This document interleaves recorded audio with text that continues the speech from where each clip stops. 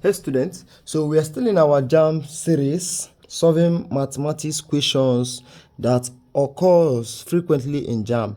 But this particular question appeared in the last concluded mock exam. Alright, so now look at this question very well. It is very easy to solve. This is an inverse variation problem. Now the question is, a variable p varies inversely as the square of q. What does that mean? It means that p varies, this is the variation sign, inversely, that's 1 over, that's inversely, as what? The square of what? Q, the square of q. That's what it means. All right, now this is what this expression means. That's what it means. All right, now let's write it properly. This is p. When you remove this sign, we replace it with what? An equals to sign. Okay, when you remove this variation sign, you replace it with what? An equals to sign. Then there is a constant. That constant is going to multiply what we have here already, which is 1 over q squared.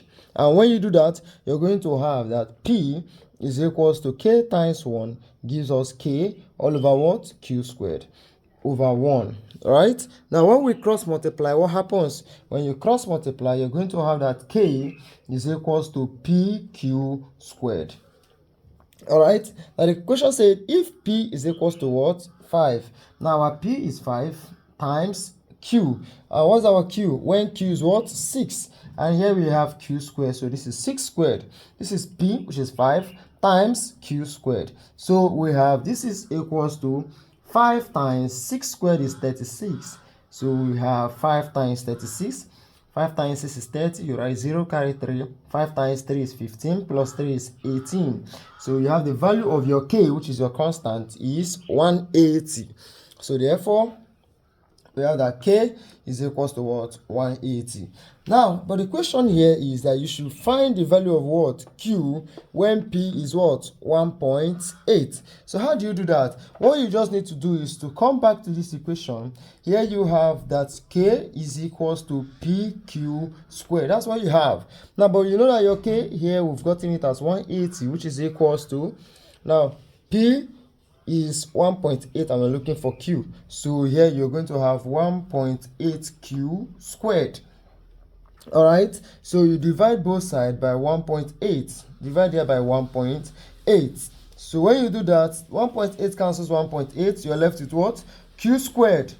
So q squared is 180 over 1.8. And how do we divide this? Now look at this very well. If you multiply here by 10 and you multiply here by 10, why am I doing that? Because I want to remove these decimal points, all right? And when you do that, you're going to have 180 times 10 gives you 1,800 all over 1.8 times 10 gives you 18. Now, 18 here, 18 into 18 is 1. Into 2 zeros, you have 2 zeros. So that your q squared is equals to 100. Q squared is equals to 100. But you're looking for q. What would you do? You cancel this square and you bring in square roots. So that q is the square root of 100. The square root of 100, which is what? 10. So it means that your q is equals to 10. So you look for the value of q, look for the option, your q is 10, so option B. So this is how to solve this inverse variation problem, and this question appeared in just concluded mock exam. All right, so if this was helpful, do well to like, share and follow for more videos. See you in the next video. Bye bye.